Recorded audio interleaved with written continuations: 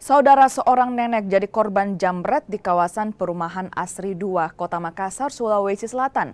Kalung emas 12 gram milik korban raib di bawah kabur pelaku. Dari rekaman CCTV memperlihatkan seorang nenek berusia 80 tahun menjadi korban jambret di depan rumahnya. Peristiwa ini terjadi di kawasan perumahan Asri 2, Kecamatan Biringkanaya, Kota Makassar, Sulawesi Selatan. Aksi ini berawal saat korban hendak keluar dari rumahnya. Pelaku yang melihat korban mengenakan kalung emas lalu memutar balik hingga menarik paksa kalung emas 12 gram dari leher korban.